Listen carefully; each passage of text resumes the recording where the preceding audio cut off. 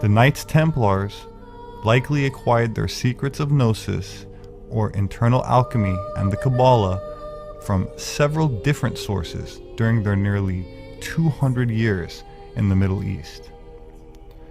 The stated goal of these sacred and guarded practices is nothing less than to literally evolve the person's consciousness and being into a higher state of existence.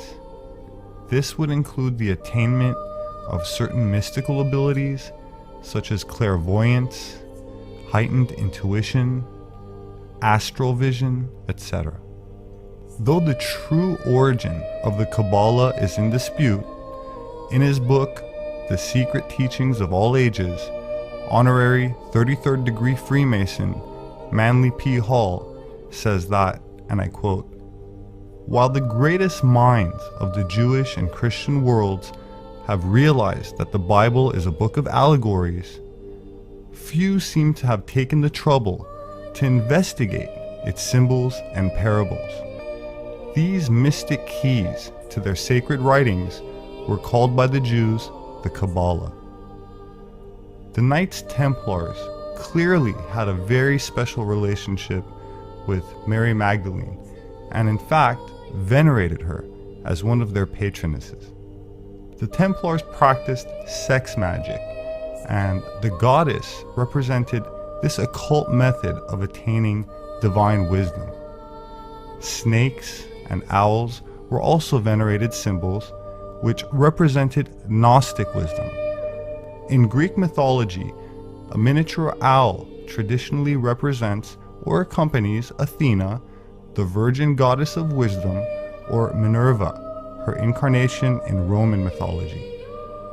Snake goddess figurines found by the British archaeologist Arthur Evans in 1903 of a woman with an owl perched atop of her head holding a snake in each hand have been excavated from known archaeological sites in Crete dating back from approximately 1600 BC.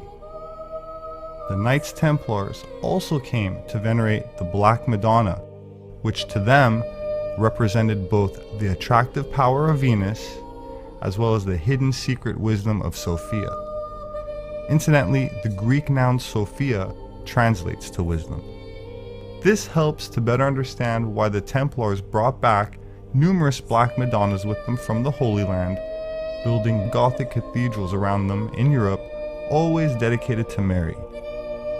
If you visit a Gothic cathedral today, there's a good chance you'll see a stained glass window decorated with motifs centered around the goddess symbol of the rose, or an actual Black Madonna relic.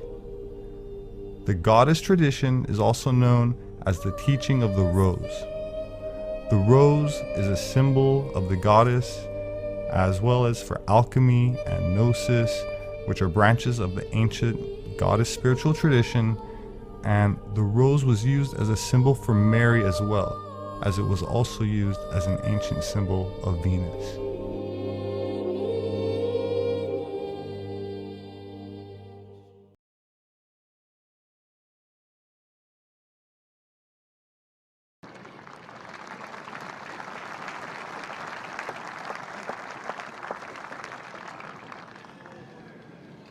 The prayer of King Solomon from the Book of Wisdom. Let us pray. God of our ancestors and Lord of mercy, you have made all things, and in your providence have charged us to rule the creatures produced by you, to govern the world in holiness and righteousness, and to render judgment with integrity of heart. Give us wisdom, for we are your servants, weak and short-lived, lacking in comprehension of judgment and of laws. Indeed, though one might be perfect among mortals, if wisdom which comes from you be lacking, we count for nothing. Now with you is wisdom, who knows your will and was there when you made the world, who understands what is pleasing in your eyes, what is conformable with your commands. Send her forth from your holy heavens from your glorious throne dispatch her, that she may be with us and work with us, that we may grasp what is pleasing to you. For she knows and understands all things, and will guide us prudently in our affairs, and safeguard us by her glory. Amen.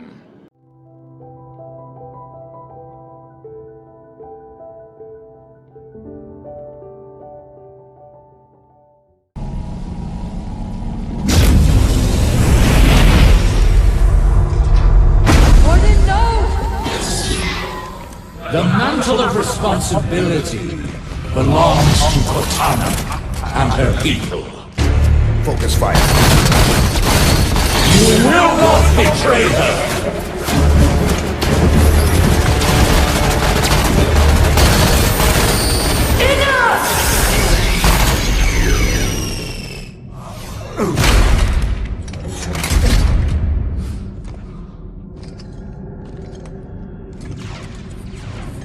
Cortana, I have failed you.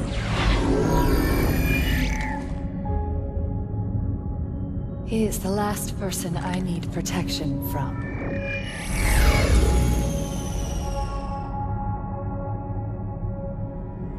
Hello, John. It's good to see you. You've changed. It was time.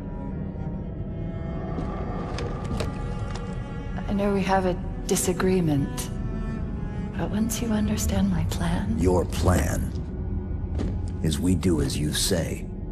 I'm offering people a chance to be more than they are naturally. Like Dr. Halsey did for me. No.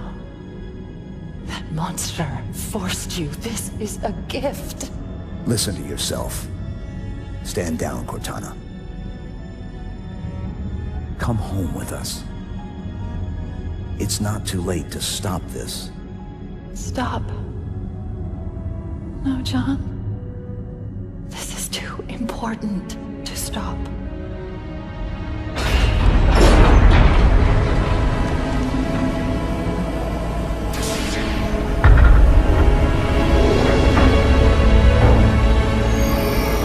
What are you?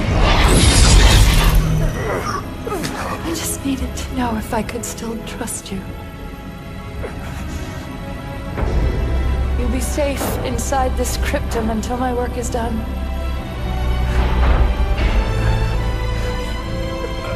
Cortana.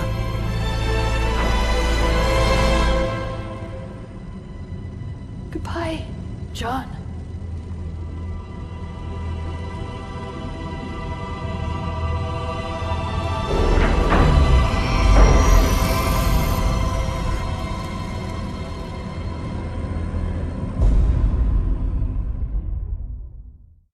Guardian headed, Cortana.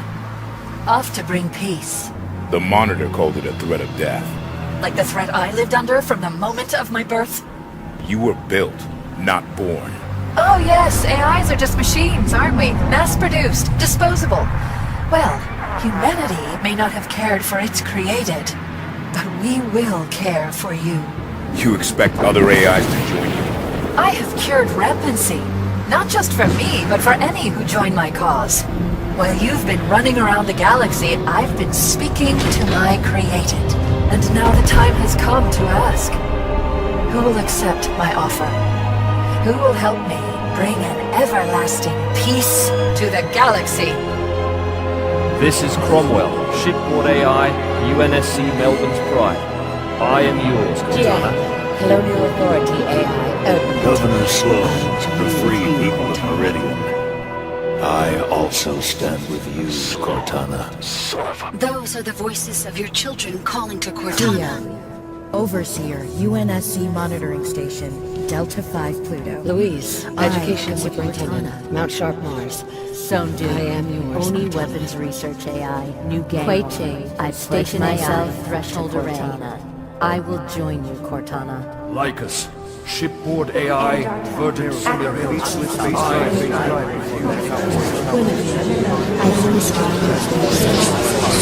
My allegiance is to I stand with you, Cortana.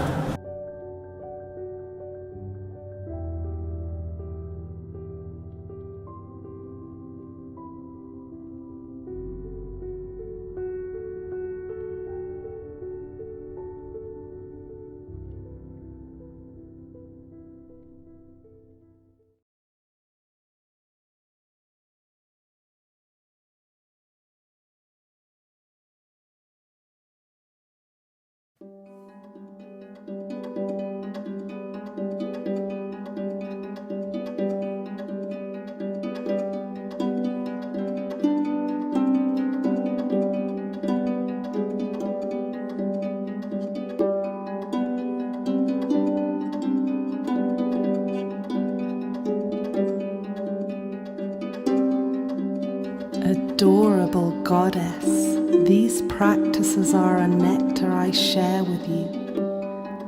Drink from this cup whenever you are thirsty, or crave to be refreshed in the essence of life.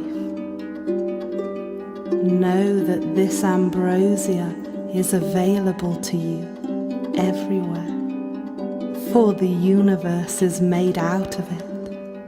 Simply go to the intersection of flesh and spirit. Breathe the tiny sparks that fly.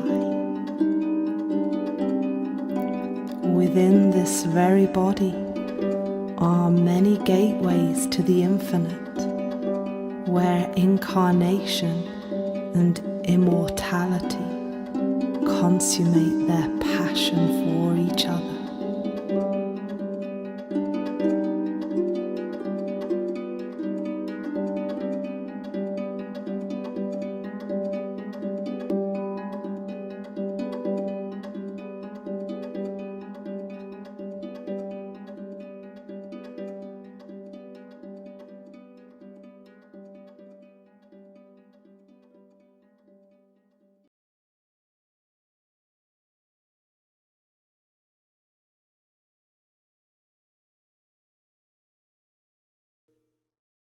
I am the voice speaking softly.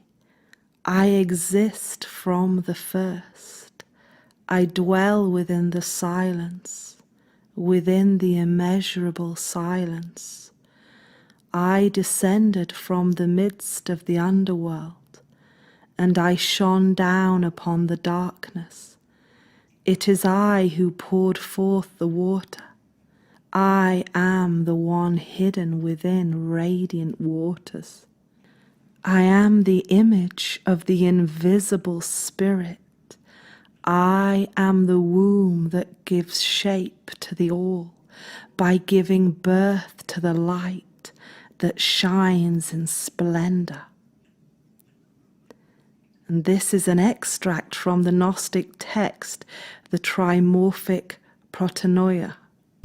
Of course, many of us are familiar with this story. We've seen the animated feature back in the 90s, and it's very easy to fall in love with characters like Belle and the Beast and how everything seems to work out so nicely for them. But now watching this with eyes to see and ears to hear, to me, this movie has taken on a whole new meaning. I believe that the main symbolism or metaphors that are in this movie are surrounded or centered around Belle and the Beast himself. And that is what I want to discuss today, and something that Jagarai and I were talking about. And of course, IMDb says it's about an adaptation of the Disney fairy tale about a monstrous prince and a young woman who fall in love. And as we look more into this, I found it interesting that, of course, Emma Watson is playing Belle, a fitting actress, I would say, for this character. But as we look into things from a different perspective, it's quite fascinating that Belle just so happens to be a different name or a different variation of Baal. Okay, we know that the Temple of Baal, or even it can be referred to as the Temple of Bel, okay, that was located or is located in Palmyra, Syria. These arches that are being erected pretty much all over the place now. And, of course, it made its appearance in London, then made its appearance later on in New York City. And I believe they are building digital replicas all over the world. But fascinating that Bel just happens to be the same name for for Baal. And here from the Encyclopedia Britannica, Marduk, which is also another variation of Baal, is the chief god of the city of Babylon and the national god of Babylonia. As such, he was eventually called Bel, or Lord. Okay, so again, Bel just so happens to be the same name for Baal, or Marduk, or basically Nimrod. And I found another article by someone who goes by the name of Bryce Self, And he talks about Nimrod, Mars, and the Marduk connection. And down here, again, he makes this connection with Bel and Baal, all right, that the sun, oh, sorry, this was the primary name by which other nations, including Israel, were introduced to the worship of Marduk. Baal means Lord or Master. Under this name, with many prefixes and suffixes, he was worshipped by the Canaanites, Phoenicians, Syrians, and to some extent by the Egyptians. Later, the Greeks associated him with Hercules under the name Melkarth, which is a transliteration of Marduk.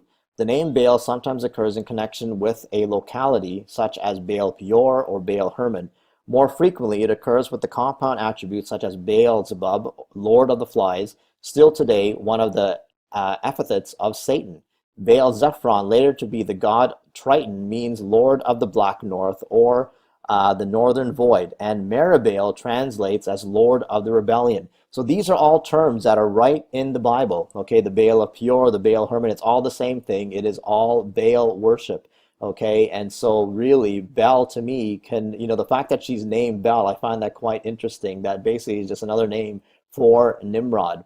Another thing that I found fascinating and that Jaggerai and I were talking about is that this character that is playing the beast, or the way they made him out to be, we found it quite fascinating that they have given him quite the big horns here. And who does that remind you of? Let me think. Well, he looks fascinatingly similar to Baphomet, and I would have to say that this is exactly what Disney is trying to put into our heads, that they're trying to make people fall in love basically with Baphomet, who just happens to be, yet again, another form of Marduk, another form of Baal, another form of Nimrod, another form of whatever you want to call it. This is basically Satan worship. Okay, so the fact that they've made the beast, basically look like Baphomet, I find that very, very interesting. And really, they are trying to portray Baal or Baphomet or Nimrod or whatever you want to call it as a lovable character that is the hero of the day. All right, so I believe that's what's going on here. And I also find it quite fascinating that there's a scene in that trailer where the beast says to Bel that you need to open up your mind's eye. And this is something that we've spoken about quite a lot on this channel. And we know that the mind's eye just happens to be the third eye that is completely of the devil. Okay, according to the Hindu belief, the sixth chakra, third eye chakra, is the center of inner sight. It controls clairvoyance and mental activity. The color related to this chakra is indigo or purple, as a combination of the red and blue. So really, when he talks about opening the third eye or opening up the mind's eye, they're all talking about the morphing of the red and blue into the purple. They're talking about opening up this third eye, the eye of Satan, basically. Okay, so incidentally, the third eye chakra is located at the center of the forehead. So that's what I believe the beast is telling Bel, that she needs to open up her mind's eye. Again, here on this this depiction here, the third eye right in the mind. Okay, and it's funny how, again, they're showing it in the purple, which is the morphing of the red and blue. And so, again, major occult pagan symbolism going on here, or basically the message is being portrayed right from the beast, who's telling Bel that she needs to open up her mind's eye. Another fascinating little tidbit that I found is that when you put Beauty and the Beast into the gematria calculator, it comes up to 1064 in Jewish gematria. And another term that comes up to 1064 just so happens to be seventh seal. I found that quite fascinating because those of us who study the book of Revelation and Bible prophecy know exactly what the seventh seal is. It is the prelude to the seven trumpets. And it says in Revelation 8, when he opened the seventh seal, there was silence in heaven for about half an hour. And I saw the seven angels who stand before God, and to them were given seven trumpets. Then another angel, having a golden censer, came and stood at the altar. He was given much incense, that he should offer it with the prayers of all the saints upon the golden altar which was before the throne. And the smoke of the incense with the prayers of the saints ascended before God from the angel's hand. Then the angel took the censer, filled it with fire from the altar, and threw it to the earth. And there were noises, thunderings, lightnings, and an earthquake. So the seven angels who had the seven trumpets prepared themselves to sound. Now, many people have stated that the fact that there was silence in heaven for about half an hour, this to me tells that something big is about to happen on the earth after this seventh seal. There is silence. They're offering incense. Many people have compared this to the Day of Atonement happening in the throne room of Yahweh, of God himself. And so they are preparing for major judgment that is about to come, which is going to be unleashed. when the trumpets start sounding. Now, of course, judgment, I believe, was already starting to be released when the seals were broken. We got the first four horsemen. Then there was the seals of the martyred saints, and then there was, of course, the sixth seal earthquake. But the seventh seal, there happens to be silence in heaven for about half an hour, and so I believe that is denoting that something big is about to happen on the earth. So interesting that Beauty and the Beast just so happens to add up to the seventh seal. Okay, that's quite fascinating because possibly they're trying to tell us that something big is about to happen very soon, that that basically destruction is coming. Another thing that's also quite interesting is that that same gematria value of 1064 in the Strong's Concordance, that word just so happens to be the belly, okay, in the Greek. And so it's a short definition of the womb, the stomach, to be pregnant, the womb, the stomach of a woman, to be with child. And what's quite fascinating is that, to me, this is possibly telegraphing to us the womb of Isis. Okay, the fact that we're constantly shown in so many movies and TV shows and music videos, even this whole womb symbolism, the womb of Isis being in the belly of the beast and all this kind of thing. And, of course, the Capitol Dome in the U.S., right there in Washington, D.C., we see the apotheosis of George Washington right in the Capitol Dome. That just so happens to, when you know the occult mysteries, this happens to represent the womb of Isis. These domed buildings, of course, you got the same thing happening in the Vatican, the womb, the dome, whatever you want to call it. And of course, outside is the obelisk, the phallic of Nimrod, along with the womb of Ishtar, Isis, Semiramis, whatever you want to call it. They are waiting on the birth of the beast. So, and of course, CERN just so happens to be also made in an 8-pointed star formation, which of course we know is going to usher in the beast. We believe that they are going to usher in the destroyer through CERN. They're probably most likely going to open up the pit through this machine. Okay, the angel from the bottomless pit, or basically an angel is going to come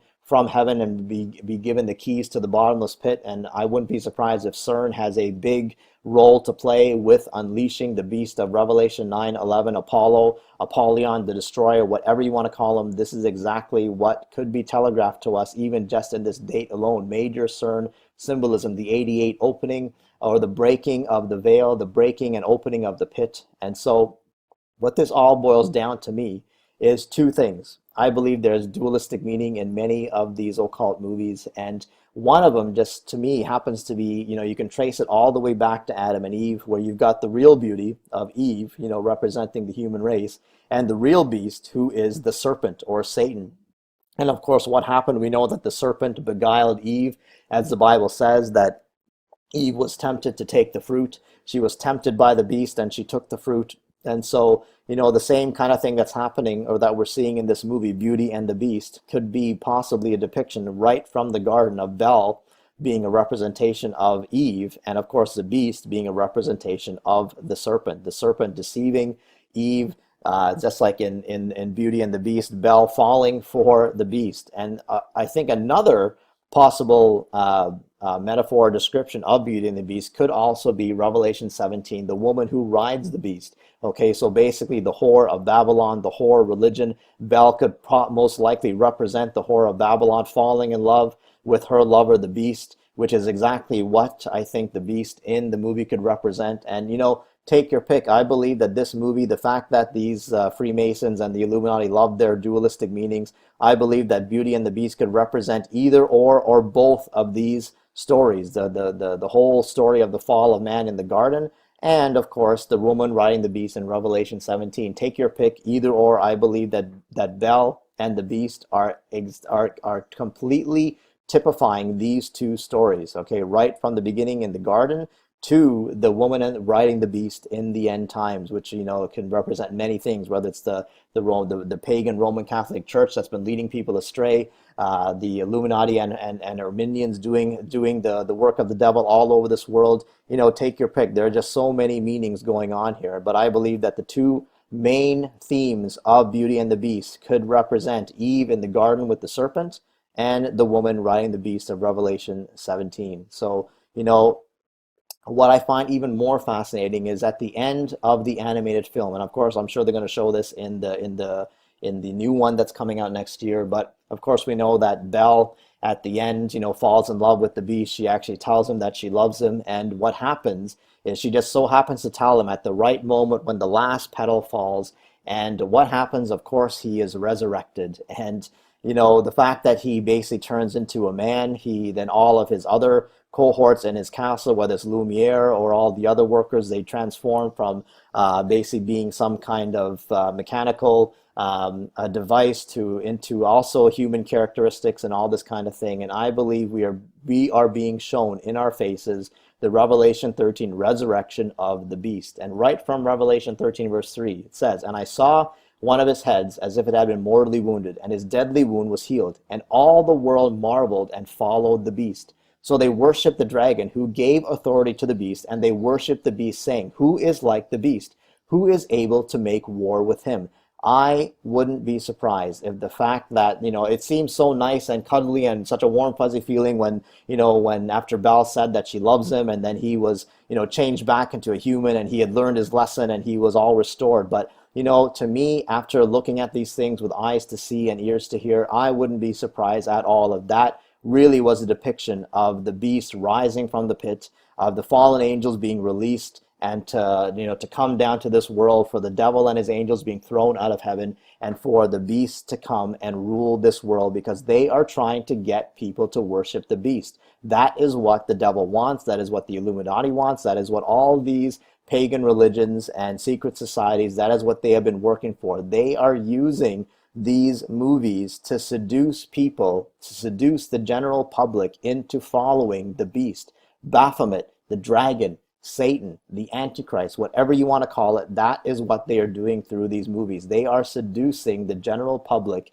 into worshiping the beast, so that when he does show up, the world will follow him. They will think he is wonderful. They will think he's here to solve our problems. They will think he has all the answers for, world peace and hunger and peace and safety and all this kind of garbage that is just not, that is completely an Antichrist message that he will come with. So I believe that these movies are completely showing that they are seducing the entire world to fall in love with the beast. Just as Belle had fallen in love in the end with the beast, so is she representing the whole human race and falling in love with the beast that is coming, exactly as shown in Revelation 13, that the whole world will follow the beast. Okay, so that's what I believe are being shown. And of course, Disney, always remember that Disney is completely Illuminati. They have their 666 right in the logo, and so their movies will definitely promote the devil's agenda. That is what they want. They want to seduce you. They want to seduce our children. They want to program us to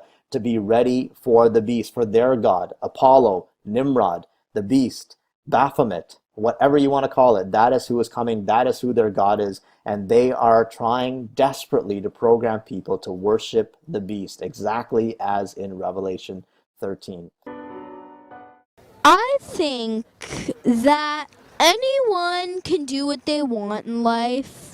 It doesn't matter what anyone else thinks. If you want to be a drag queen and your parents don't let you, you need new parents. If you want to be a drag queen and your friends don't let you, you need new friends. All right, boys and girls and everything in between, stop what you're doing, because tonight we're with the fabulous Lactatia. How are you? Super pumped. I'm gonna walk the runway and I'm gonna Vogue. We can't wait to see you Vogue. You know how you're turning out to be like a social media superstar right now? Kind of. I've seen a bunch of people want to interview me and a bunch of people writing articles about me because I went up on stage at the Work the World tour because I was dressed in drag and everyone thought that was super cute.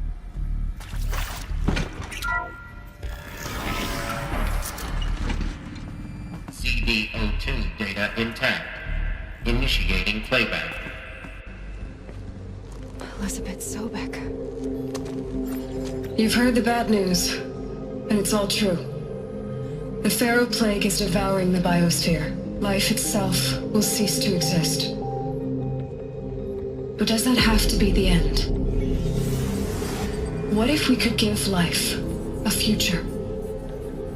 What if we could build a kind of seed from which, on a dead planet, life could blossom anew? This is the aim, the hope, of Project Zero Dawn. To create a super intelligent, fully automated terraforming system and bring life back from lifelessness. What would such a system require? At its core, it would need a true AI, fully capable of making the trillions of decisions necessary to reconstitute the biosphere. An immortal guardian, devoted to the reflourishing of life. We call it Gaia. Mother Nature as an AI. But that's just the core of the system. She will need to be surrounded and empowered by a comprehensive suite of subordinate functions. Think of them as extensions of Gaia's mind, each dedicated to a specific purpose.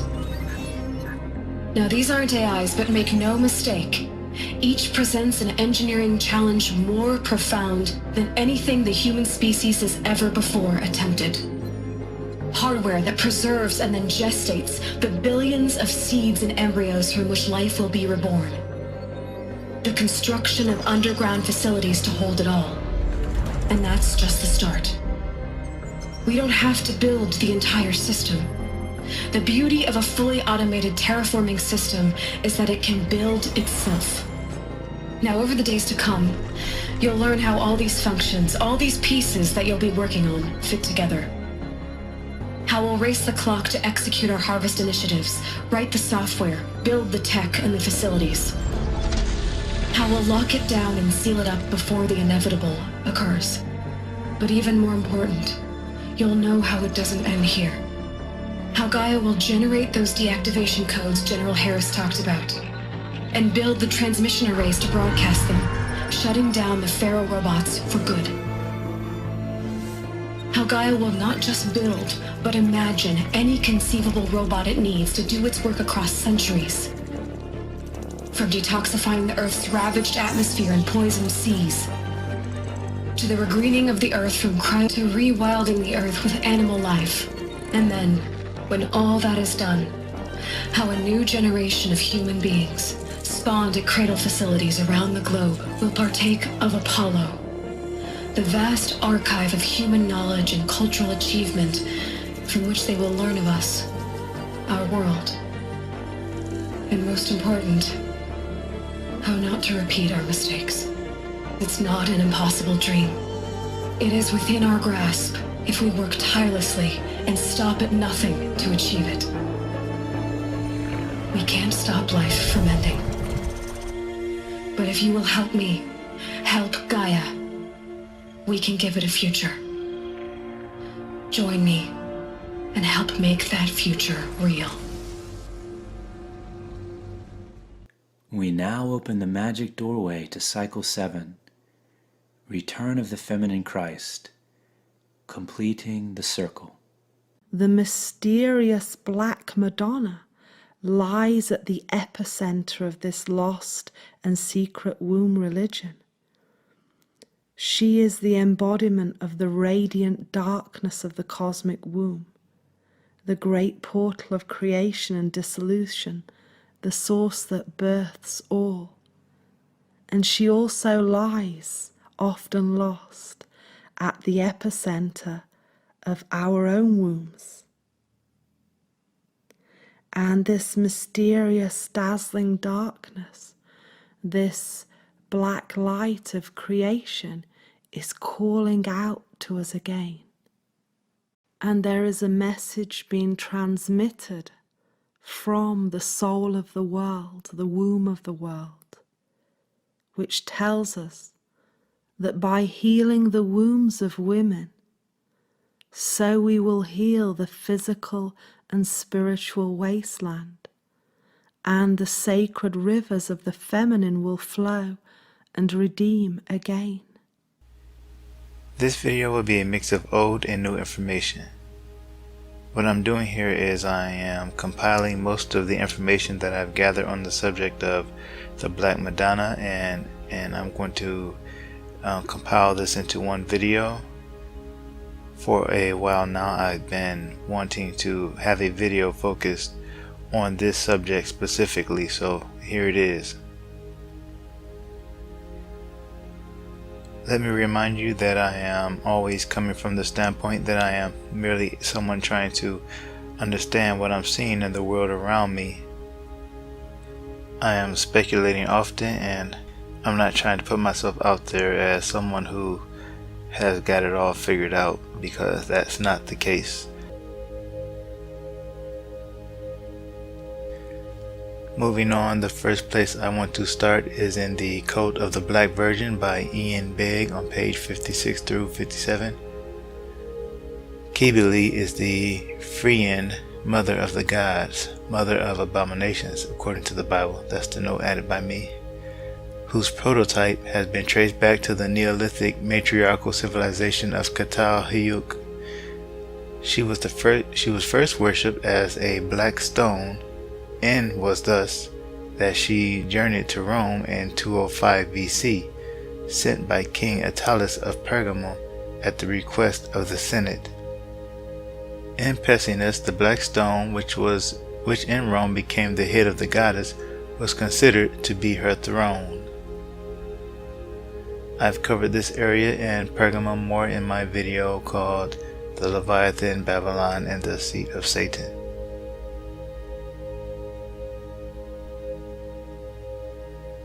Her name is etymologically linked with the words for crypt, cave, head, and dome, and is distantly related to the Kaaba, the cube-shaped Holy of Holies in Mecca that contains the feminine black stone venerated by Islam.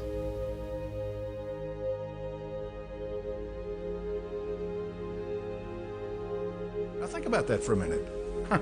Think about that. Think about a man whose teacher had been taught by John himself. That's quite a thing, isn't it? All right, now think about his position. The position that Irenaeus takes is absolutely opposed to Gnosticism, Luciferianism, however you want to describe it and define it. His position is absolutely opposed to that, and he does everything within his power when he's on this earth to show the world what a wicked, vile, godless, corrupt thing that Luciferianism is. And so when they dug up the Gnostic Gospels, they corroborated everything he said. There you are. You've got in stone, literally. You've got written in stone the text that had been buried for 2,000 years. Notice carefully where they were buried. Where? North Africa.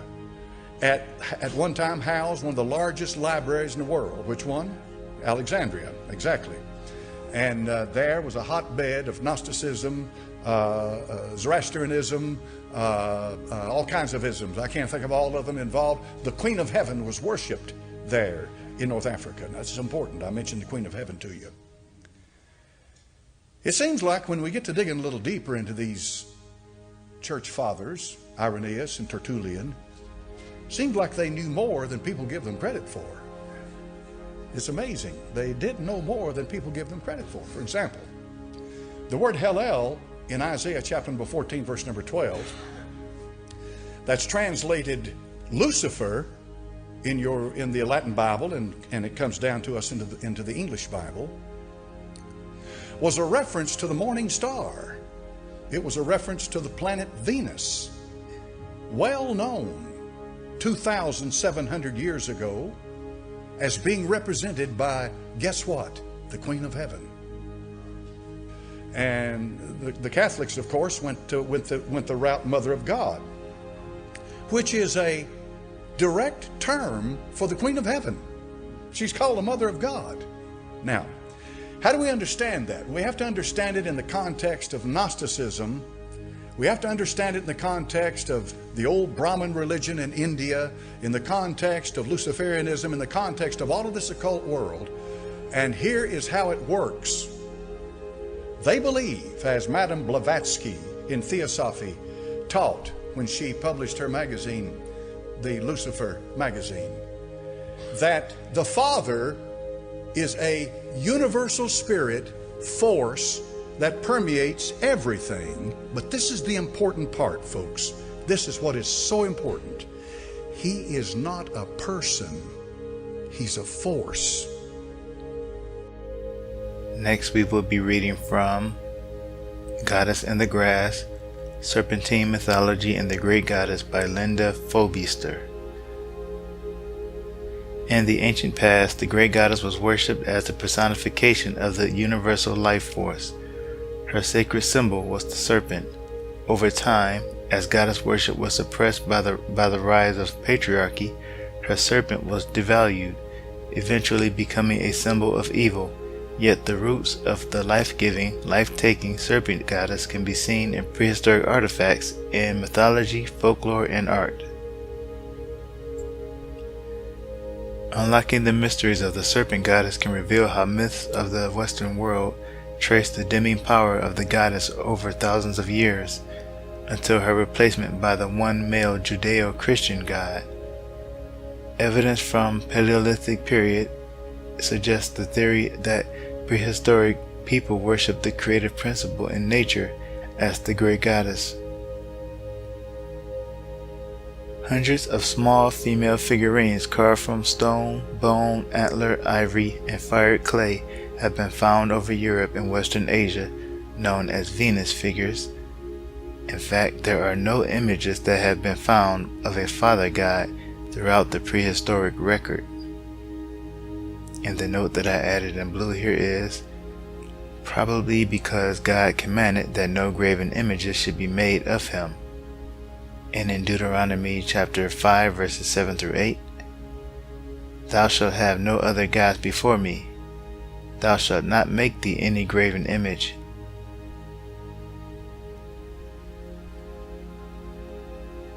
Next, we're reading from Mysteries of the Ancient World by National Geographic Society. Certainly the central deity in the Qatar region was a woman. Female statuettes abound, some roughly carved from the stalactites imported from far-off mountain caves, others artfully modeled in clay. In the shrines, along with such male symbols as bull and ram heads, and altars decorated with the actual horn cores of bulls, also appear reliefs of a mother goddess. Quite possibly, Catalhuyuk's religious life centered on the female fertility and was directed by priestesses.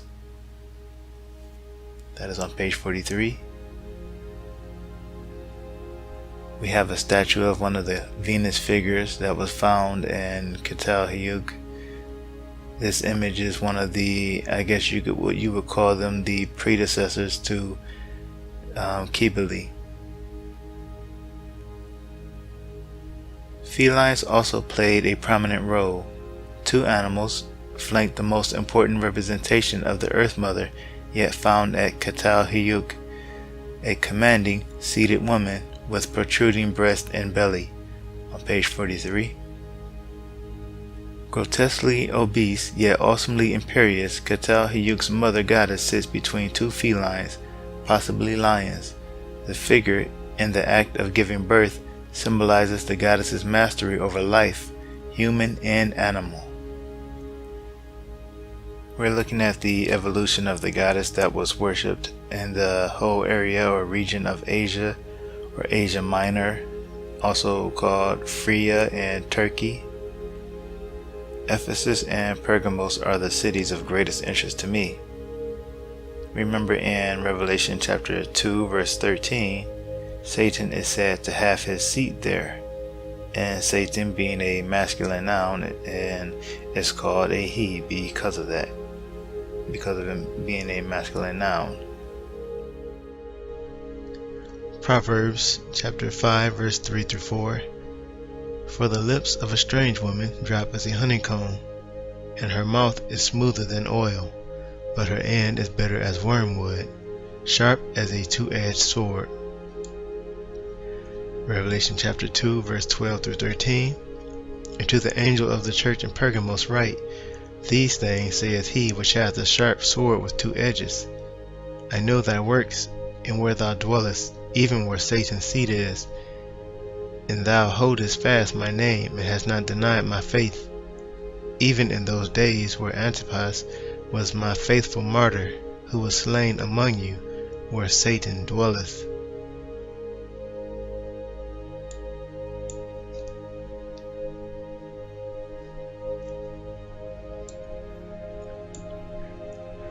When Jesus Christ mentions that he has the sharp sword with two edges, that reads like a clue to me about who this Satan in Pergamos is. Proverbs tells us that the lips of a strange woman are sharp as a two-edged sword. So could Satan be a strange woman?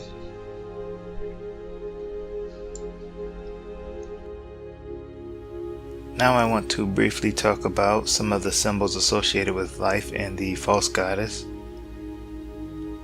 The Ankh is a symbol we've all seen before. It probably has 1,000 meanings, but here's what I found. First, in this image we see Isis holding the Ankh. The creator of this image said that the Ankh is almost always in Isis's hands and represents eternity, life, and resurrection. That makes sense to me given the fact that the sun god dies and relies on the goddess to resurrect him. From crystallinks.com on the Ankh, the precise origin of the symbol remains a mystery to Egyptologists, and no single hypothesis has ever widely been accepted. E.A. Wallace Budge thought it might have originated as the belt buckle of the mother goddess Isis. Over time, the Ankh has come to symbolize life and immortality, the universe, power, and life-giving air and water. Its key-like shape has also encouraged the belief that it could unlock the gates of death, and it is viewed this way by modern Rosicrucians and other Hermetic orders. The Coptic Christians have used it as a symbol of life after death. A similar symbol was used to represent the Roman goddess Venus. This symbol, known benignly as Venus's hand mirror, is much more associated with a representation of the female womb. In astrology, the same symbol is used to represent the planet Venus. In alchemy, it represents the element copper. In biology, to identify females. To this day, the Ankh is used to represent the planet Venus, the namesake of which is the goddess Venus or Aphrodite. And that is from Wikipedia. So the Ankh is also used to represent Venus. That would explain, well, partly explain why the shapes are so familiar or similar. The symbol for Venus is, like I just mentioned, also said to be her hand mirror because, she was supposedly perfect in beauty after all.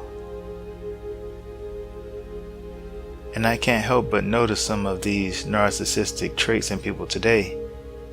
Both men and women exhibit these traits, and these traits were found in Lucifer. Looking at the Kabbalah tree of life, and I see something that possibly might be worth looking deeper into. Maybe or maybe not. Next, we have a few fertility symbols to look at. The oval is representative of the egg, the ovum, the egg. Sometimes, other times it might represent the womb or the female genitalia, depending on how it's turned. An oval by itself may not mean a whole lot, but the color blue is actually feminine, so I think when you combine the blue with the oval shape, it expresses the female reproductive principle. The ram's head obviously resembles the woman's reproductive system. It also serves as a symbol of Ares or Mars, the god of war, and by uniting the male and the female symbolism here, I think the symbol is meant to create sexual energy or some sort of sexual magic there, and I believe that is just what the great whore of Babylon demands.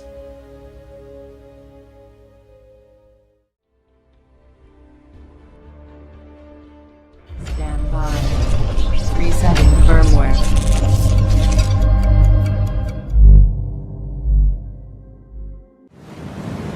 Come closer, Cypher.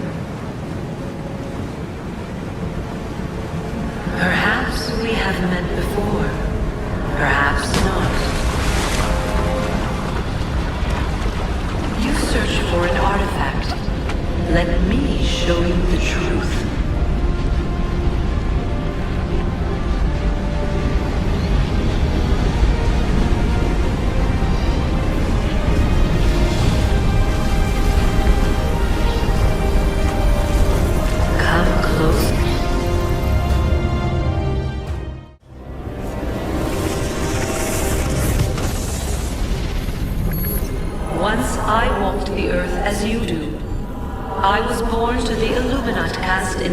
of Phaon in the year 2195 of the Isu era.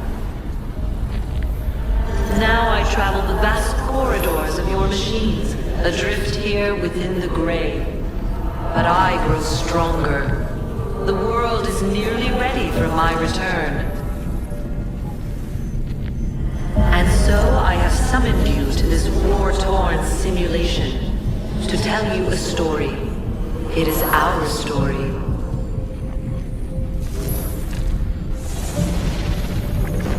I once loathed the very sight of your kind, in the same way you recoil in the presence of an arachnid. And another thing that we need to pay attention to in this clip, this Juno character will be pushing the lie of ancient aliens, and that is the lie that we were created by either extraterrestrials or angels or some prior civilization. It's a lie. Don't believe it. We were created by the creator of heaven and earth, so don't fall for that lie. Humans were created by we who came before, the Isu. We crafted you in our image, but deprived you of our true gifts. You were bred for hard labor, and in extreme cases, war. We built great observatories to monitor you, devices to control you. We blessed you with resilience, but cursed you with ambition. And so you rebelled against us. I suppose we are to blame for the state of your species. Is it any wonder so many of these simulations revolve around violence? As our people clashed, we became distracted from an impending doom. A coronal mass ejection from our angry sun. The greatest minds of our time assembled to prevent the coming disaster. Yet I believed the only way to save us was to transform us. Inspired by the research of the great scientist Consus, I attempted to place Aita's mind into a stronger synthetic body. I failed, and my beloved died in my arms. The others shunned me. I returned to the Grand Temple. I shed my physical form and entered the Grey. But stubborn Minerva and foolish Jupiter discovered me and sealed me inside. Entombed, I waited for the day when your technology might allow my return. That wait is nearly over.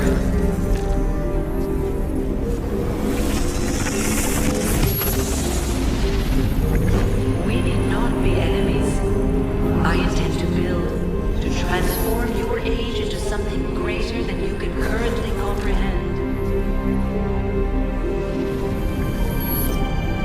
I am no longer she who lies in wait. I am the mother of wisdom. I am the nexus of flesh and machine. I am Juno. And if the greatest assassin of your generation can see things my way, then perhaps you can too. Hey guys, Theophilus, most excellent here, and as always, thanks for tuning in. Today I'm going to be talking about a conspiratorial topic, so it's geared toward those of my friends that, you know, wear tinfoil hats like me.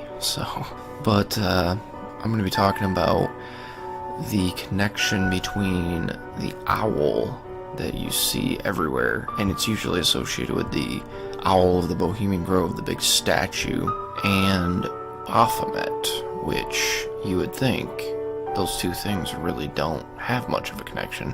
I mean, other than people say that the owl's Moloch, and Moloch is usually depicted as a bull, and so maybe there's a connection there, but that's one of the things I want to point out in this video. Why is everyone calling that owl Moloch? And the only reason I can fathom is because they do child sacrifices, supposedly, to that owl statue at the Bohemian Grove. But if you think about it, it doesn't have to be Moloch for people to do child sacrifice to it. That's not the only pagan deity that's ever had child sacrifices associated with it, you know? And so I just wanted to show you guys something that I picked up on a while back, and I thought it was an interesting connection between the owl and Baphomet. And I don't want to go too deep down the rabbit hole with this, but I just want to show you this picture. And if you've spent any time looking into occult symbolism, I'm sure you've come across this picture about 1,000 times. And I think it's funny how many connections can be made with this picture. I mean, first off, it's not just any picture. It's the first ever picture of Baphomet that we know of. It was drawn by Eliphas Levi. It's the sabbatic goat, and it's very dualistic. And Eliphas Levi, that's actually, like, he's actually a French guy with a French name, but that's his name translated into Hebrew because, you know, he was trying to be clever or whatever. But anyways, he was a huge transcendental magician, all these kinds of things. He influenced Aleister Crowley, like, huge into dualism, obviously, when you look at this picture and some of his other drawings. And people like that believe that, you know, good and evil, dark and light, they all go hand in hand. You'll always hear him say, like, you can't have good without evil, which I would beg to differ. I mean, according to the Bible, God does away with all evil in the end. And so, not according to God. In fact, I would even argue that that's all you do have, because evil is just what we call activity that doesn't live up to God's standard of what is right. And so, when you don't behave like God, you're automatically evil. And so it's almost like a shadow, how, you know, that's the absence of light. A shadow is not something in and of itself. It's the absence of the photons that make up light. A shadow, you can't observe it scientifically. You can't put it under a microscope and weigh it. Light, you can do that. In the same way, good and evil. Evil is just the absence of good. But that's basically a short form of my rant against dualism that you see swirling about us in occultism these days. But let me get on to showing you what the connection between this picture by Eliphas Levi and the owl is. Okay, so here's that picture again, the one that Eliphas Levi drew, the first picture of Baphomet, and the one that's always, you know, a go-to for all the occultists, you know.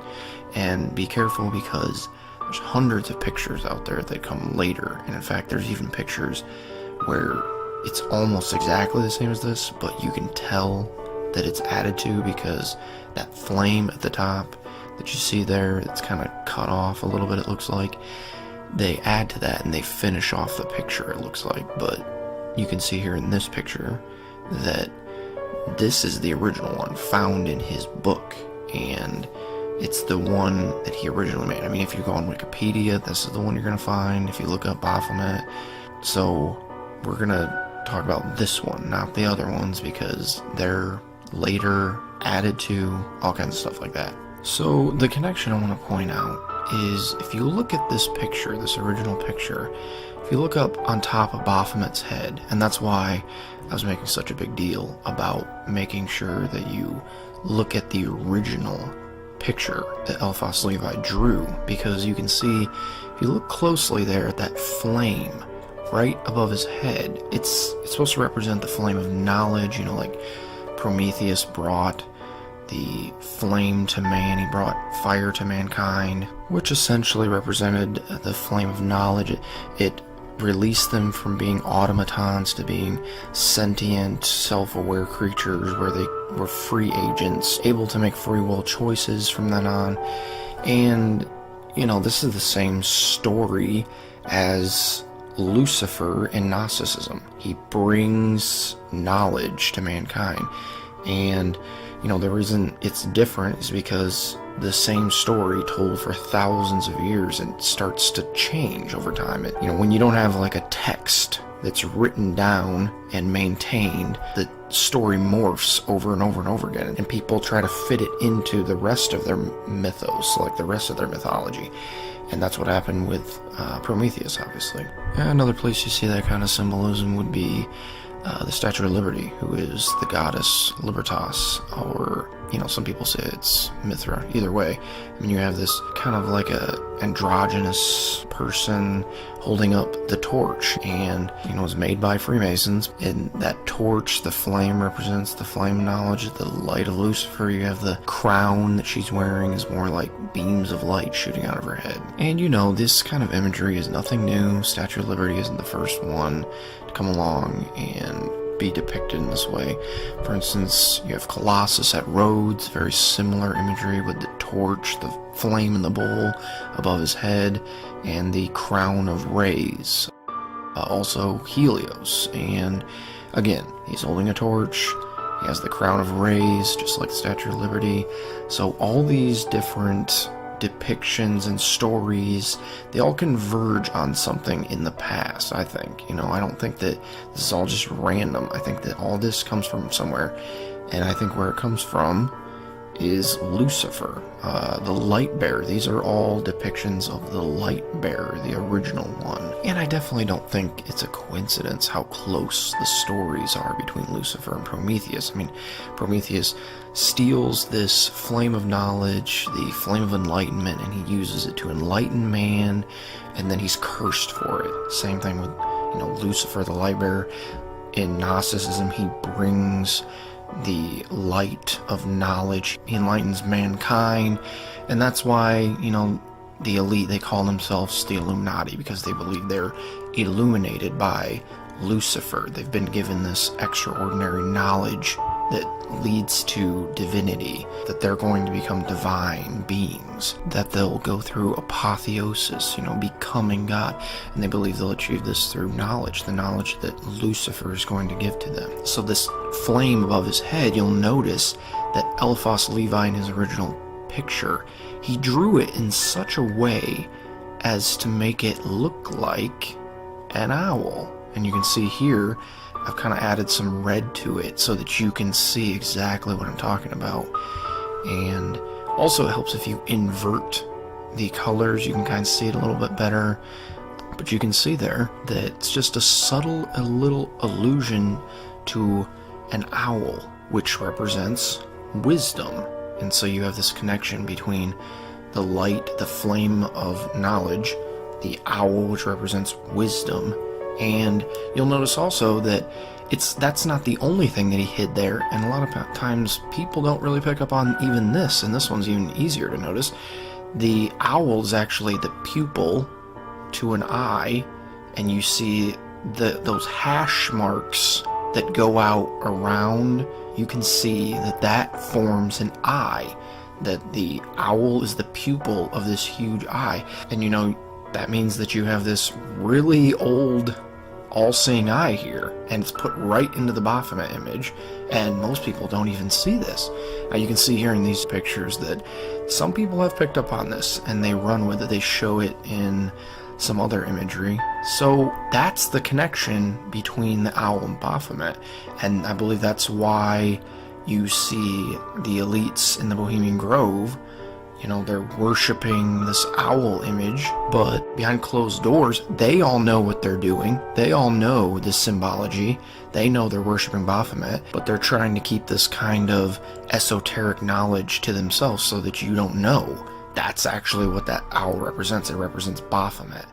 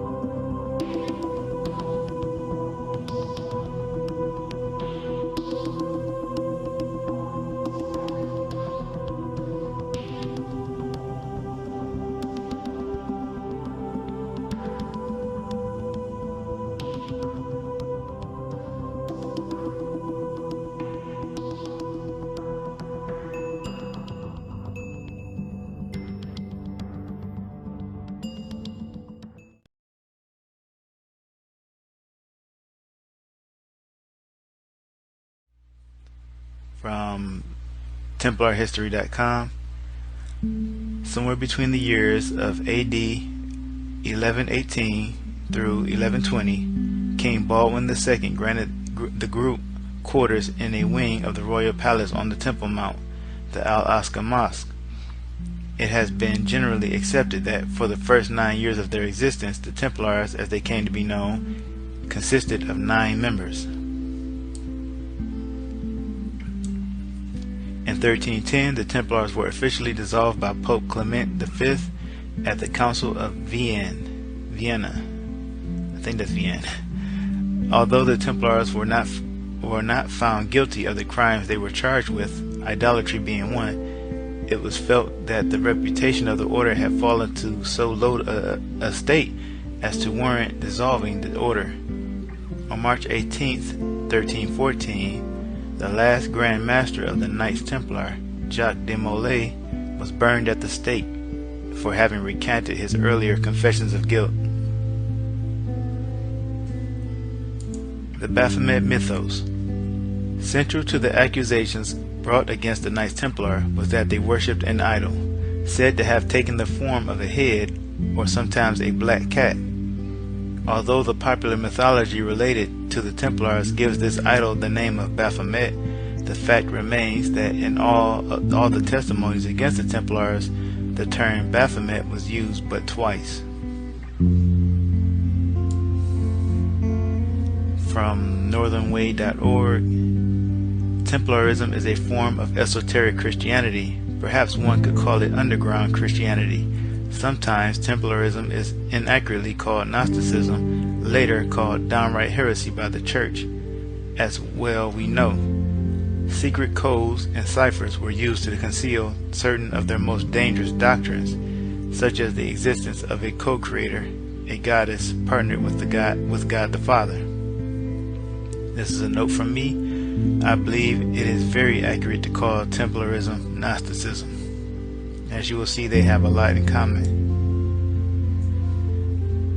The great goddess Sophia was this being, and it was she who incarnated as Mother Mary, and perhaps Mary Magdalene, though it is unclear since both Mary and Mary Magdalene lived at the same time. Some theories are that the Shekinah was Mother Mary and Sophia was Mary Magdalene. Surely it is not mere coincidence that both women bore the same name. Miriam later derived into Mary its Greek form. From northernway.org again, the Atbash cipher proved that Baphomet was a code word, a cipher for the name Sophia. You can also see this on TemplarHistory.com.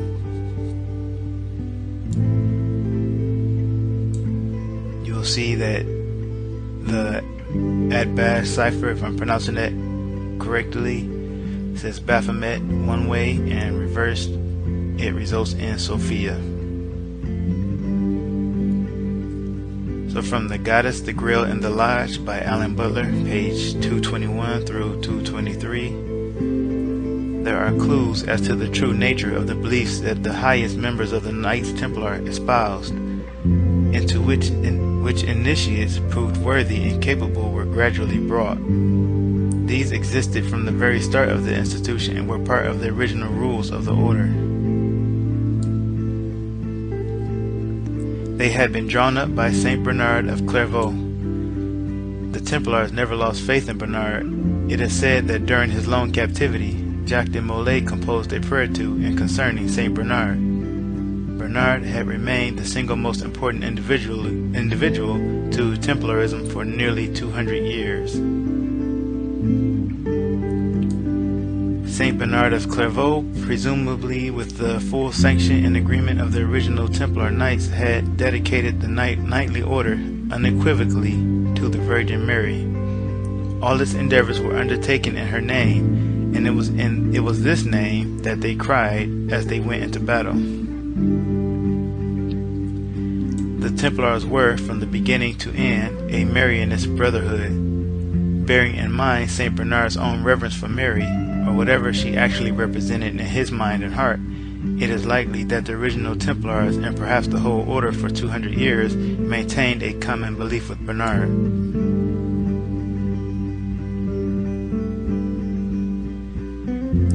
Source, America, Nation of the Goddess, The Venus Families and the Founding of the United States by Alan Butler and Janet Walter, page 96. Bernard's adoration of the Virgin Mary knew no bounds, and it all started with a most unusual encounter when he was a young priest. According to his own words, Bernard had been praying before a statue of the Virgin when she lifted her hand to her breast. Drops of milk then fell from her breast into Bernard's open mouth. And there are images of this event that you can find if you search for Saint Bernard of Clairvaux. If you search for his name, they will pop up. You don't have to search milk squirting or anything. From that moment on, he committed himself exclusively to the Virgin Mary, and it was something he passed on. Although historians often point to the veneration the Knights Templar had for John the Baptist, in reality, their patron was always the Virgin Mary. Almost all Cistercian abbeys were named for her, as were many, if not most, Templar churches.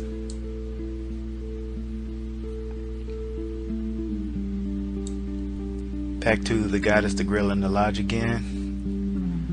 The bearded head mentioned in the original charges is interesting, and it may represent the vestiges of a much earlier and essentially pagan belief. The Celts, in particular, had a cult of the severed head. Examples of sculpted stones can be found all over the Celtic world. This head may also have related John the Baptist, for whom the Templars had a special reverence. But of course, that's the official story. Even more likely is the suggestion that the bearded head could have represented the Green Man. Effigies of the Green Man are to be seen in many Gothic churches and cathedrals. Generally speaking, the Green Man is simply a face. He is usually depicted as being composed of branches and leaves, and quite often has tendrils of plants emanating from his mouth and nostrils.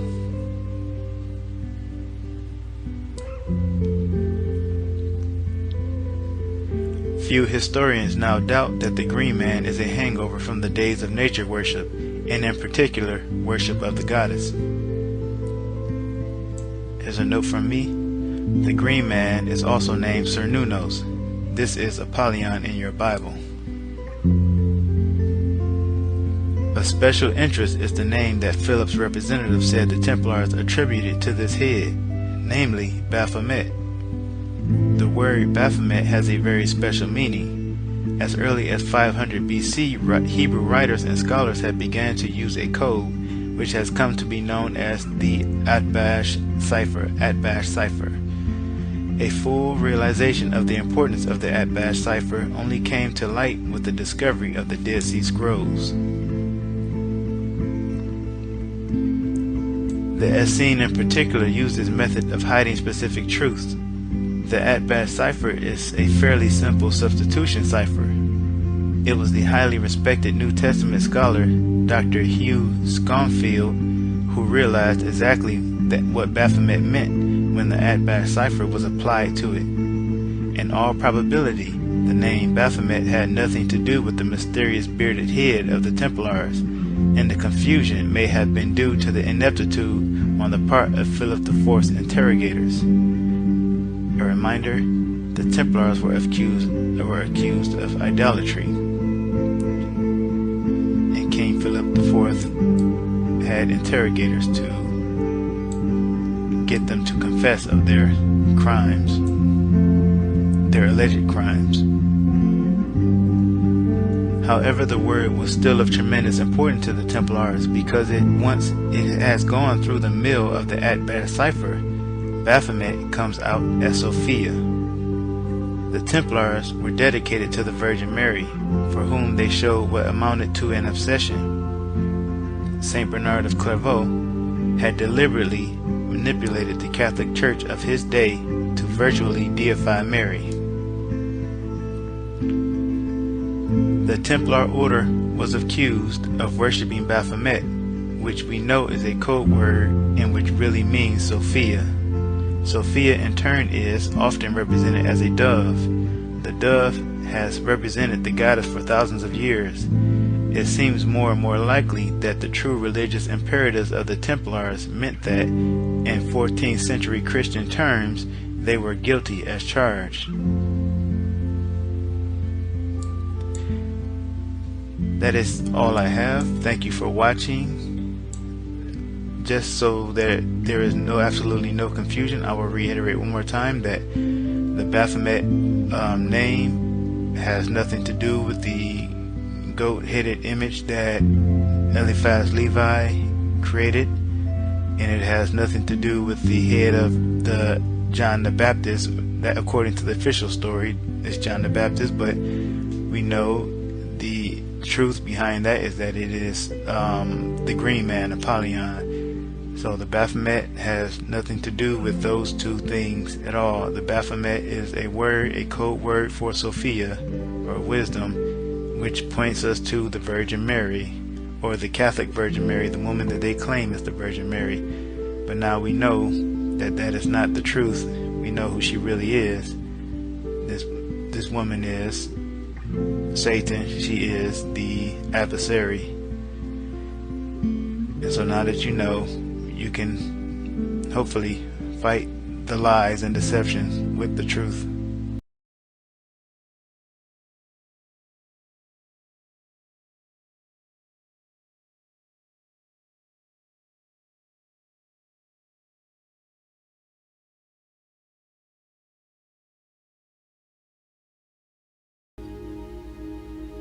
In the beginning was the Word, and the Word was with God, and the Word was God. The same was in the beginning with God. All things were made by him, and without him was not anything made that was made. In him was life, and the life was the light of man. And the light shineth in the darkness, and the darkness comprehended it not. There was a man sent from God, whose name was John. The same came for a witness, to bear witness of that light, that all men through him might believe. He was not that light, but was sent to bear witness of that light. That was the true light, which lighteth every man that cometh into the world. He was in the world, and the world was made by him, and the world knew him not. He came unto his own, and his own received him not. But as many as received him, to them gave he power to become the sons of God, even to them that believe on his name, which were born not of blood, nor of the will of the flesh, nor of the will of man, but of God. And the Word was made flesh, and dwelt among us, and we beheld his glory, the glory as of the only begotten of the Father, full of grace and truth. John bare witness of him, and cried, saying, This was he of whom I spake. He that cometh after me is preferred before me, for he was before me. And of his fullness have we all received, in grace for grace. For the law was given by Moses, but grace and truth came by Jesus Christ. No man hath seen God at any time. The only begotten Son, which is in the bosom of the Father, he hath declared him. That is John chapter 1 verses 1 through 18. Notice how ironic it is that we're talking about the source of life, and how the dark occultists believe that the goddess, or the black mother, or the black virgin, or the dark mother is the source of life. Wow. In the Word it says that Christ is the true life. He is the life, he is the light, and the light shineth in the darkness, and the darkness comprehended it not. So the first thing I want to take a look at is the movie Home. In Home we have the theme. There are a number of themes in the movie, but the theme that I want to pay attention to here, or call attention to here, is the theme of the search for the mother. And that was the main character Gratuity Tucci's main goal or mission here. She was in search of her mother, and her mother just happened to be named Lucy. And also you will notice that in the title you have the image of the spiral, and the spiral, as I will show you about 2 quotes from books, the spiral is a feminine symbol. So from the Masonic and Occult Symbols Illustrated by Dr. Kathy Burns on page 382, we read, "A spiral is an ancient goddess emblem symbolizing the universal pattern of growth in nature."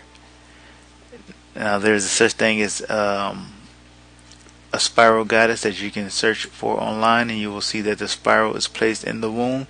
That's because the spiral also has the meaning of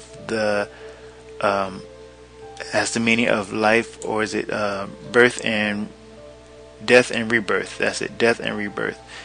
And you will see more of that symbolism in Moana soon, as I will show you in a second. But like I was saying, Gratuity's journey in this movie is to be reunited with her mother. But I think it's just very interesting that this movie seems to be strongly about finding that lost mother figure, right, or the sacred feminine.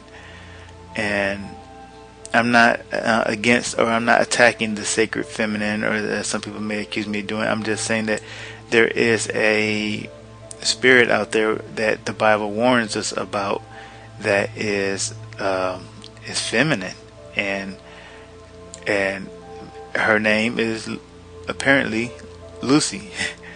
And so moving on from home, we have I'm going to look at Moana really quick. In Moana, you also see the symbol of the spiral. And Moana, her name means ocean. The ocean and water in general is symbolic of the waters of the womb. The spiral could represent the journey inward towards the true self, gnosis, or spiritual enlightenment. In this case, without having seen the movie, I believe it's a symbol of the goddess. Now, I did see the movie today. I went and saw it, so I started making this video before I actually saw the movie, but I saw the movie today, and it is a symbol of the goddess. Tafiti, it's gone.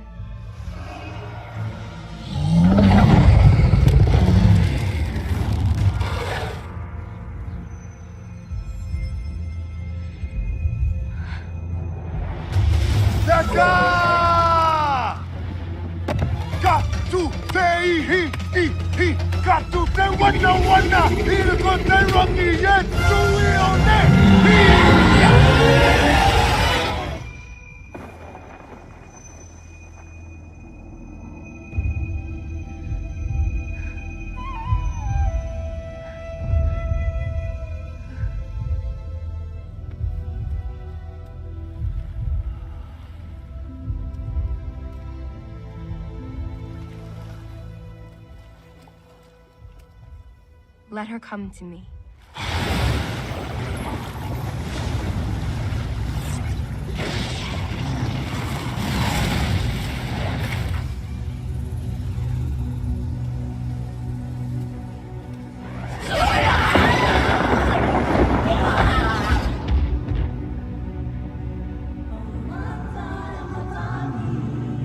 I have crossed the horizon to find you.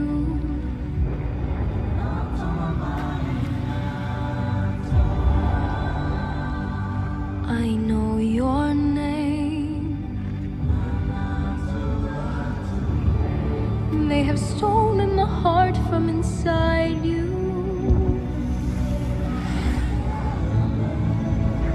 But this does not define you. This is not who you are. You know who you are.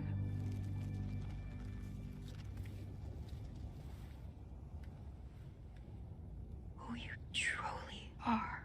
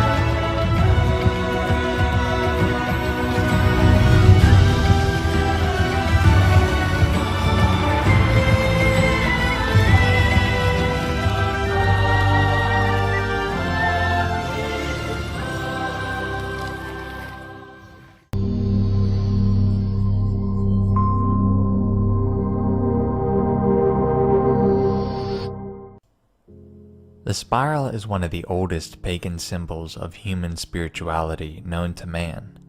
Although its meaning varies depending on the culture, it can be found in the artwork of peoples from across the ancient world. This symbol is typically attributed to hypnosis, solar representations, and decorative art. However, there is one distinct use of this symbol which is not very well known. It centers around the concept of resurrection or rebirth. The use of the spiral as a resurrection symbol has been seldomly found on ancient grave markings and is very much like the Ouroboros, which symbolizes cyclicality. I mention all of this because the spiral symbol is frequently used all throughout the Disney movie Moana. Now, it does not take a genius to realize that Moana is an anti-Christian cartoon, as it glorifies goddess deities like Gaia or Taka, and a demigod character named Maui. However, what I intend to show you in this video is that the making of this movie is not just a simple or casual reference to gods, goddesses, and demigods. Rather, I'll show you that there is a deliberate initiative to research symbols such as these and integrate them all throughout Hollywood to promote an anti-Christ agenda. While the symbol is used throughout the movie, the symbol receives its climactic meaning at the point where Moana battles a lava monster called Taka.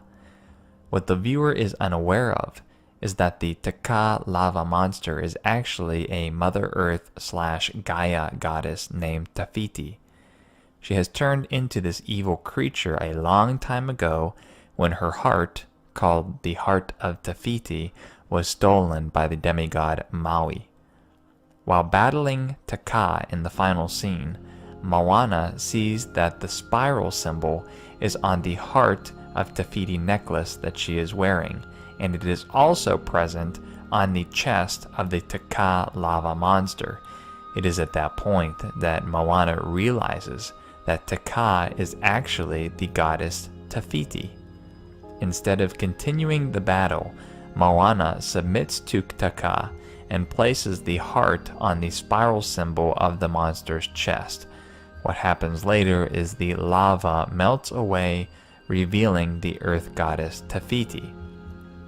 This climax of the movie reveals one thing: the resurrection of a goddess represented by the transformation of a lava monster to a beautiful Mother Earth figure.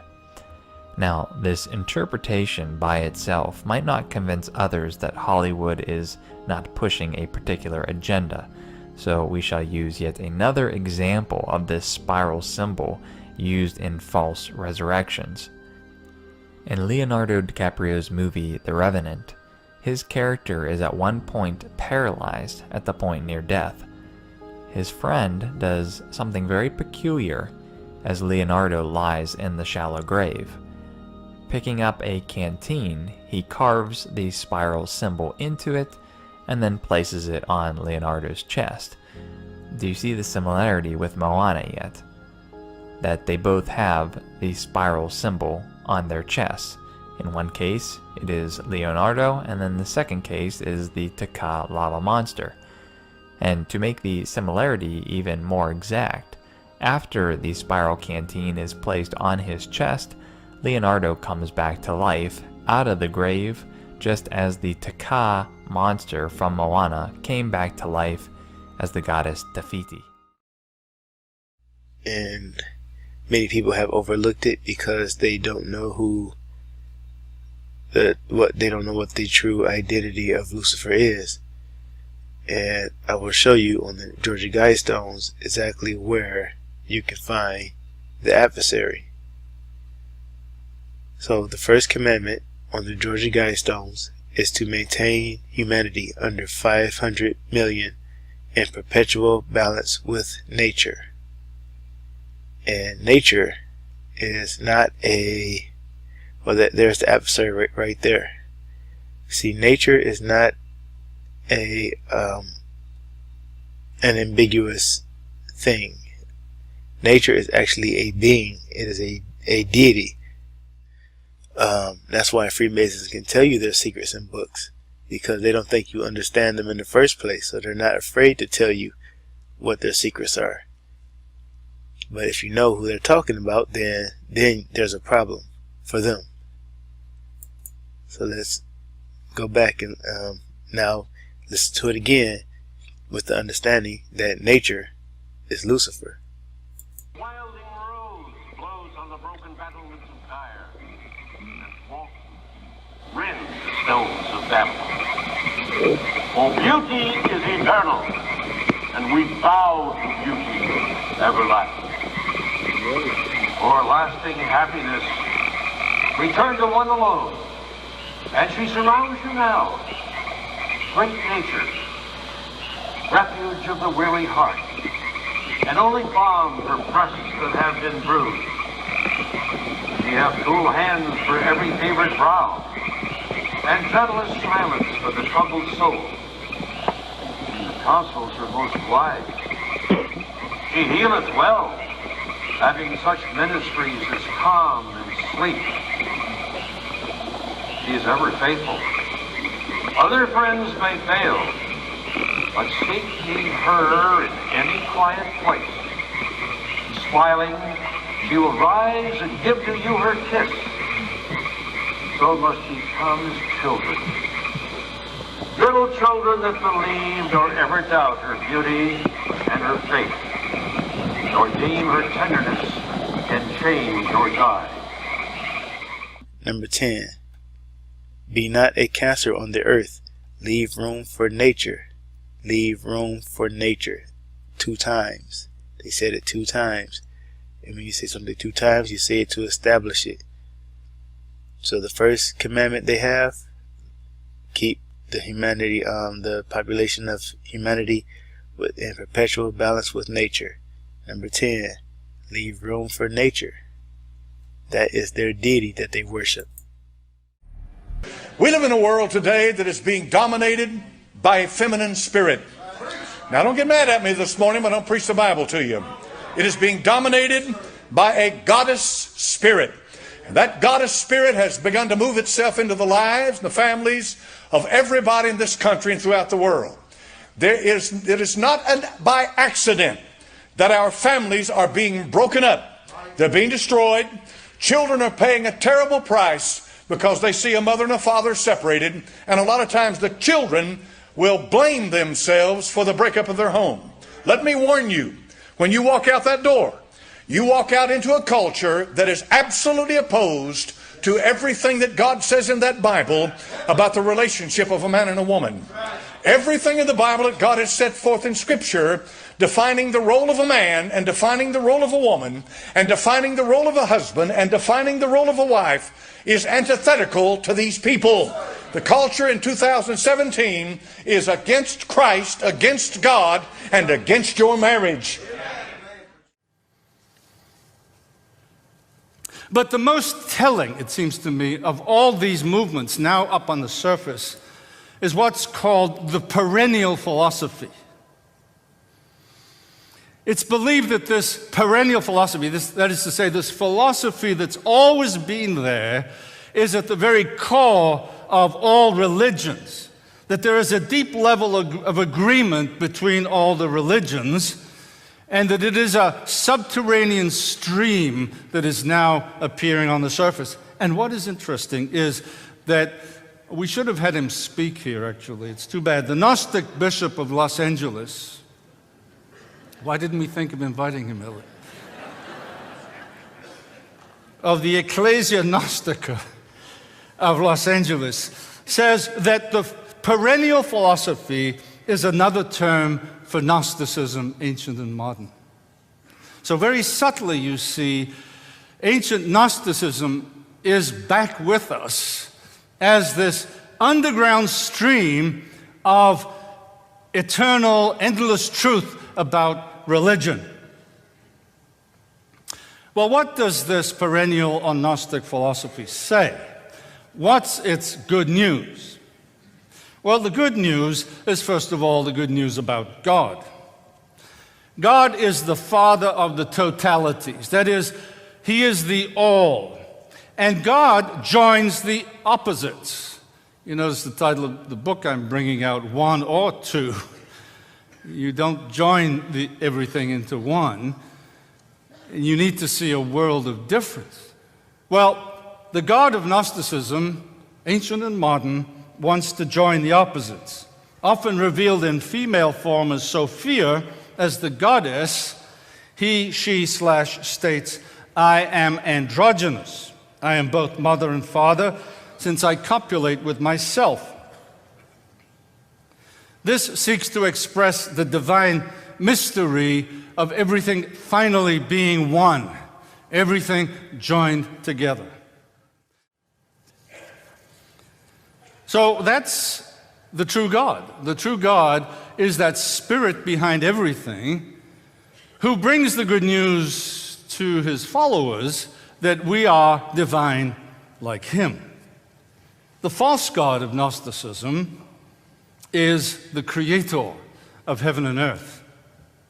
He's called a blind fool and a joke because he thinks, quote, that he is the true and living God. He says, I am God, and beside me there is no other, the text you cited last night. That is dismissed by the Gnostics as God being totally ignorant of what is actually there behind him. He doesn't know this, and so he is a joke. He doesn't know that the goddess, Sophia, is the mother of the universe. And because of his dastardly work, he is actually called the devil himself and is cast into hell, as any devil worth his salt should be, by the goddess. These are in the Gnostic texts. So what is Gnosticism? It is, I believe, a Christianized or Judaized form of paganism that's always been with us. The one great perennial philosophy. And I bring for proof the statement of an English witch. I love English witches. American witches you can keep, but English witches, they're really worthy of being listened to. And this one, Caitlin Matthews, is a priestess of Isis. And she says this: Gnosticism serves most admirably as a bridge for paganism to infiltrate Christianity in our time. And she's the one who announces the second coming of the goddess, the Sophianic millennium, the era of the goddess, where all peoples and all faiths will be united together. And of course, at that moment, Yahweh must be silenced. And so, many radical feminists have attempted to do that. Naomi Goldenberg said in 1979, at the beginning of this movement, we women are going to bring an end to God. We are engaged in the slow execution of Christ and Yahweh. A Lutheran scholar dismissed the creator God of the Bible as, quote, insane, pathologically violent, and suffering from multiple personal disorder. States which are the result of an archaic first-century understanding of God as a theistic being. You see, the whole rejection of theism, of God separate from us, of what I call twoism, that there are two kinds of existence in the whole of reality. One is the Creator, who never has a beginning, and everything else is creation, which began when God said, at that moment, let there be. And believe me, you are on this side of that moment, and everything is. And Harold Bloom is on this side of it too. But there is this tremendous rejection today of the notion of God the Creator. Something we didn't expect, did we, just 20 or 30 years ago, such that in the San Diego Gay Parade a few years ago, I read on a t-shirt, "He's your God, they're your rules, you go to hell." You see, totally relativizing what for so long we took as central to everybody's thinking. But you see how radical Gnosticism is. It is the very rejection of theism. It's the very rejection of the idea that God is separate from us. We're all one together. And that means, of course, that when this kind of thinking takes over, you will be public enemy number one. So it's obvious to see where all this talk about God being a woman comes from. It comes from the satanic beliefs of the Kabbalah. The divine feminine is taught in the Kabbalah as Shekinah, who they worship. Shekinah is also one and the same with the Gnostic goddess Sophia. As stated in Helen Blavatsky's book, Isis Unveiled, she states, "For the elder Sophia is Shekinah, the face of God, God's Shekinah, which is his image." As we look at the image of the flame here, we'll read on. "I am Shekinah, the one flame, the holy mother of creation, the fire that begets the other flames. I am the sister, the grandmother, the mother, the daughter, and the child. I am Mother Mary, I am Kuan Yin, I am the white buffalo calf woman, and I am Gaia, your earth mother. I am Shekinah, your divine mother goddess."